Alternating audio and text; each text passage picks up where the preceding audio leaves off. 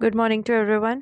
My name is Jagriti Thukral, and today we are going to discuss the topic that is cooperative learning, which is given in the paper third of B.Ed first year Kurukshetra University, and the subject name is Learning and Teaching. इस video में basically हम जो आपका paper three Kurukshetra University B.Ed first year का topic है, वो जो paper three है that is learning and teaching, उसका टॉपिक है कोऑपरेटिव लर्निंग, वो डिस्कस करेंगे। तो आइए पढ़ते हैं। सबसे पहले हम पढ़ेंगे meaning of the cooperative learning, कि कोऑपरेटिव लर्निंग का मतलब क्या होता है।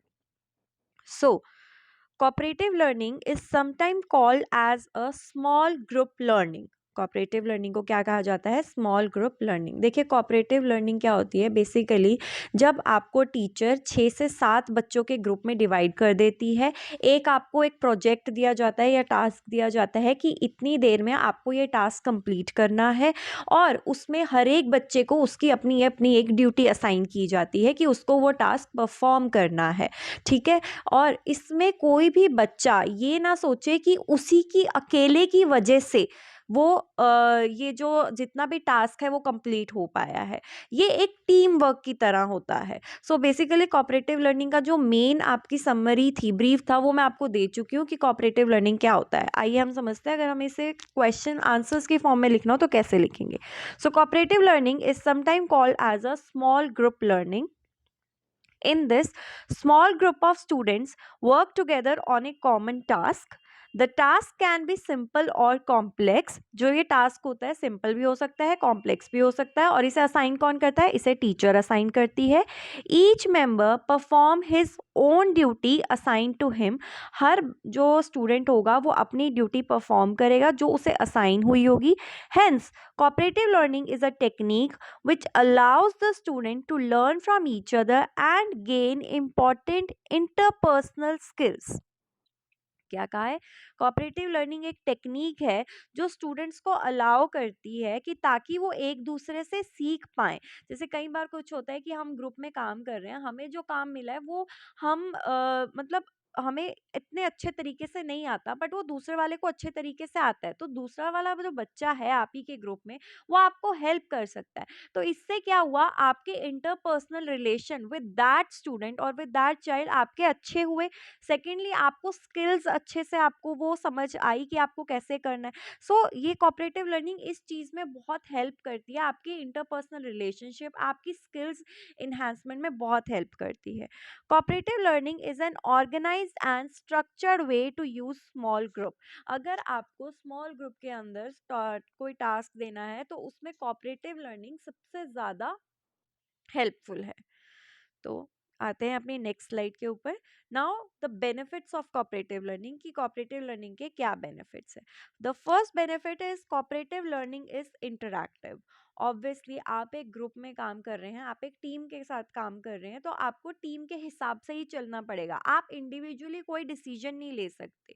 ठीक है, ये इंटरैक्टिव होती है। आपको दूसरों से बात करना पड़ता है कि आप कौन से स्टेप तक पहुंचे, मैं इस स्टेप तक पहुंच गया हूँ। मतलब आप अगर एक इंट्रोवर्ट इंसान है तो आप एक एक्सट्रोवर्ट बहुत इजीली बन सकते हैं।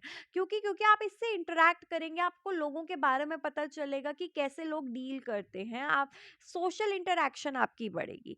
Cooperative learning is interactive, it is one of the major benefits of the cooperative learning. The second point is it is enjoyable.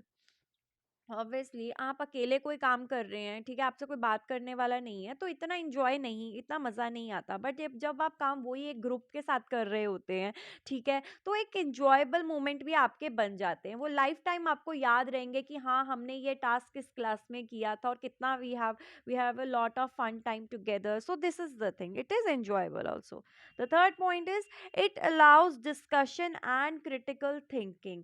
ये क्या करता है? डिस्कशन को अलाउ करता है और क्रिटिकल थिंकिंग को। फॉर एग्जाम्पल, आपने अपने हिस्से का काम कर लिया, but the other members of the group does not like the way you have done your work, और आप ये बोल सकते हो कि उनको ये लगा कि आपने जो काम किया है वो अच्छा किया है, बट बाकी मेंबर्स को लगा कि इसको और भी अच्छा किया जा सकता है, तो वो एक डिस्कशन का पार्ट बन जाता है। और दूसरा, आपको उनकी क्रिटिकल थिंकिंग, वो आपको क्रिटिसाइज करते हैं कि इन ए पॉजिटिव मैनर। देखो क्रिटिसाइज हमेशा हम नेगेटिव वे में नहीं लेके जा सकते, वो आपको पॉजिटिव वे में क्रिटिसाइज करते हैं कि आप इसको और बेटर करो ताकि हमारा जो कोऑपरेटिव लर्निंग हो या हमारा जो टास्क हो वो अच्छा दिखे। So it allows discussion and critical thinking.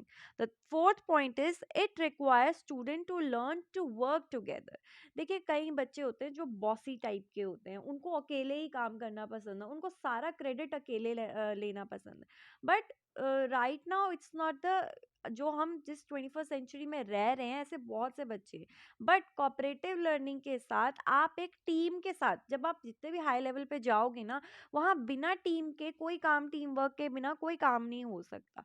ठीक है, सो ये क्या है, ये बच्चों को सिखाता है कि आपको एक साथ काम करना चाहिए, आपको ये नहीं है कि आप अकेले ही सब कुछ कर लेंगे। ठीक है, ये आपको एक दूसरों के साथ काम करने की, कैसे काम किया जाता है वो सिखाता है। सो आई होप आपको बेनिफिट्स ऑफ कोऑपरेटिव लर्निंग अच्छे से समझ में आ गया होगा। Now talking about the characteristics of the cooperative learning की क्या characteristic है? The first characteristic is the teacher supervision. The teacher should always monitor group activity. He should be available to answer student questions. जो teacher की supervision होती है वो main role play करती है। पहले क्या है कि वो ग्रुप्स में डिवाइड कर देती है बच्चों को, फिर टीचर को चाहिए कि वो हर एक ग्रुप को मॉनिटर करे, वो अवेलेबल होनी चाहिए हर एक बच्चे को। कई बार डाउट्स आ जाते हैं बच्चे को कि मैम इससे आगे क्या होगा, तो he should be available to answer the student questions. The second point is the heterogeneous group. Heterogeneous group क्या होता है? The teacher creates group of diverse ability level and the backgrounds. Heterogeneous group का मतलब होता है कि teacher को ऐसे नहीं करना कि सारे इंटेलिजेंट बच्चे एक ग्रुप में, सारे मीडियोकर बच्चे एक ग्रुप में, सारे एवरेज बच्चे एक ग्रुप में। तो एवरेज वालों का तो कभी अच्छा बन ही नहीं पाएगा। मैं ऐसे नहीं कह रही कि एवरेज वाले अच्छे नहीं बना सकते, अच्छा बना सकते हैं, बट लेकिन as compare to the bright students वो इतनी मेहनत डालेंगे ही नहीं। सो टीचर को ऐसे ग्रुप बनाने चाहिए जिसमें एक ब्राइट स्टूडेंट भी हो, एक मीडियोकर स्टूडेंट भी हो और एक एवरेज स्टूडेंट भी हो, ताकि जो कोऑपरेटिव लर्निंग से हमें लर्निंग्स मिलनी है वो एक एवरेज स्टूडेंट को भी मिले, ठीक है, और एक मीडियोकर को भी मिले और एक ब्राइट स्टूडेंट को भी मिले। The third point is the positive interdependence. By setting group goals and working towards a reward or final learning outcome. Positive interdependence मतलब क्या होता है कि आपको अपने आसपास जितने भी आपके जो ग्रुप के मेंबर्स हैं उन पे आपको पॉजिटिवली, आपको उन पे भरोसा करना है। ऐसा नहीं है कि आप ये सोचें कि अरे ये तो क्रेडिट लेने के लिए ऐसा कर रहा है, ठीक है, इसका ये अपने हिस्से का काम तो अच्छा कर रहा है मेरे, ऐसा नहीं है। ग्रुप में जो बच्चे काम कर रहे होते हैं वो एक ग्रुप एक्टिविटी की तरह ही टीचर देखती है। वहाँ इंडिविजुअल रोल आपको नहीं प्ले करना है, आपको ग्रुप को, आपको टीम को आगे लेके जाना है। So positive interdependence plays a major role. Now आते हैं फोर्थ करेक्टरिस्टिक के ऊपर, that is the face to face interaction. Face to face students are encourage to use verbal and the non verbal communication. How? देखिए आप group में काम कर रहे हो, अब ये तो है नहीं कि आप सिर्फ चुपचाप रह के काम करोगे, ठीक है, आपको दूसरों से बात करनी पड़ेगी कि कौन से लेवल पे आप पहुंच गए हो, कहाँ हो आप, अच्छा मेरे को आप हेल्प कर दो, आप मेरे को गाइड कर दो। तो क्या होता है, आपके वर्बल कम्युनिकेशंस होते हैं, आपके नॉन वर्बल कम्युनिकेशंस भी होते हैं। So it helps in the face-to-face interaction. The fifth point is the individual accountability. Students are accountable for their task and for assessing the whole group meets learning needs. देखिए individual accountability, एक तो आपको अपने हिस्से का तो काम करना ही है, आप अपने हिस्से का काम किसी और को नहीं दे सकते क्योंकि उसके पास, दूसरे बच्चे के पास जो ग्रुप में, उसके पास भी अपना हिस्से का काम होता है। So students are accountable for their task and for assessing the whole group meets learning needs. But आप अपने हिस्से का काम तो कर ही रहे हो, बट ऑन दी कॉन्ट्री आपको बाकी ग्रुप को भी आगे लेके जाना है, ऐसा नहीं है आप बाकी ग्रुप को पीछे छोड़ दो। तो इंडिविजुअल अकाउंटेबिलिटी रहती है। Social skills. The teacher needs to establish rules so that all students are respectful, speak in appropriate manner, etc. देखिए social skills क्या कहना चाह रहे हैं हम, कि टीचर को ये चीज़ ध्यान रखनी है कि कई बार क्या होता है, जो इंटेलिजेंट स्टूडेंट्स होते हैं या एवरेज स्टूडेंट्स होते हैं वो क्या करते हैं कि वो मतलब एक, जैसे जो ब्राइट स्टूडेंट होगा, कई बार कुछ ब्राइट स्टूडेंट ईगोइस्टिक होते हैं, वो एवरेज स्टूडेंट से ज़्यादा रिस्पेक्टफुली तरीके से बात नहीं करते, या कई बार एवरेज स्टूडेंट्स होते हैं जो ब्राइट स्टूडेंट्स उनसे इतने अच्छे तरीके से बात नहीं करते। So it's the duty of the teacher to maintain the social skills, कि वो बच्चों से कैसे कि वो देखे कि बच्चे आपस में ग्रुप में रिस्पेक्टफुल तरीके से बात कर रहे हैं कि नहीं कर रही है, एक जो लेवल होता है वो मेंटेन रख रहे हैं कि नहीं रख रहे, एक डेकोरम जो होता है वो मेंटेन रख रहे हैं कि नहीं रख रहे हैं। The last point is the evaluation. All activities should include both individual and group assessment. देखिए, evaluation is the duty of the teacher. ठीक है, कि बच्चे क्या एक्टिविटी कर रहे हैं, उसमें जो एक्टिविटी कर रहे हैं एज एन इंडिविजुअल हर बच्चे की ग्रोथ हो रही है कि नहीं, और एज अ ग्रुप में उनकी जो टास्क हो रहा है वो अच्छे से वो कंप्लीट कर पा रहे हैं कि नहीं. So it's the duty of the teacher to evaluate the performance of the group as well as the individual member present in the group. Now talking about the essential components, कि essential components क्या हैं. The first essential component is the positive interdependence. जैसे कि मैंने आपको बताया, positive interdependence means when group members feel that they are linked with each other in a way that one cannot succeed unless everyone succeeds. Positive interdependence का मतलब ये होता है, जैसे मैंने आपको पहले भी बताया, कि बच्चे को ये नहीं सोचना कि सिर्फ मेरी वजह से हुआ है. ठीक है, मतलब वो ये नहीं सोच सकता कि अच्छा अगर मेरा वाला, अगर पूरे ग्रुप का ही टास्क खराब हो गया तो उसका इंडिविजुअल टास्क अच्छा करने से क्या फायदा. उसको पूरे ग्रुप के सक्सेस के साथ ही सक्सेस मिलेगी. अगर उसका इंडिविजुअल पोर्शन भी अच्छा होगा, दैट डजेंट मैटर, कोई और ग्रुप जीत जाएगा. सो cooperative learning he basically it's a group activity.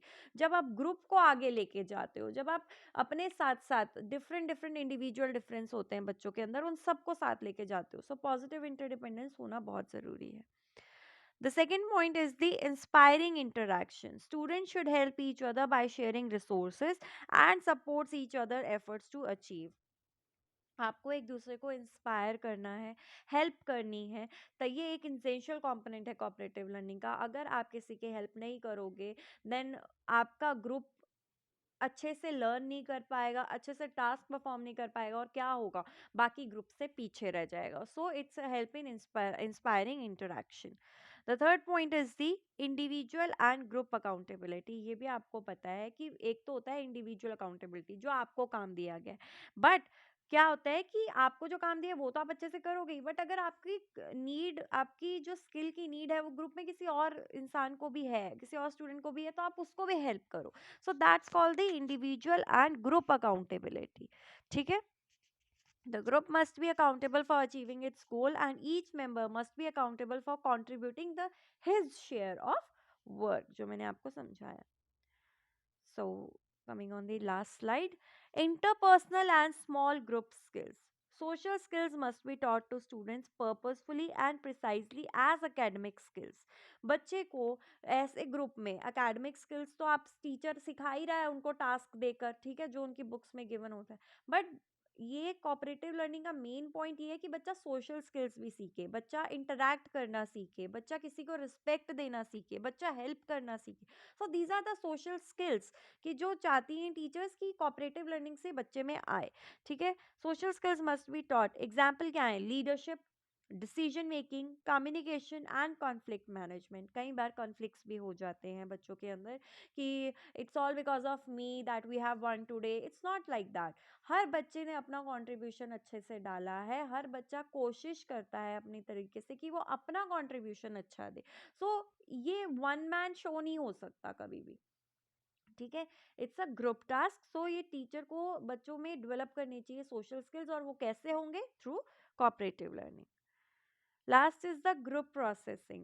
Group processing exists when group members discuss how well they are achieving their goals and maintaining effective working relationships.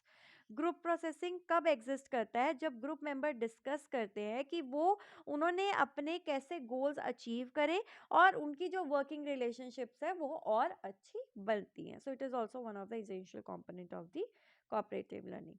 So here's the end of the video. If you really like this video, please like, share and subscribe to my channel for more updates. If anybody is having any query, please let me know in the comment section below.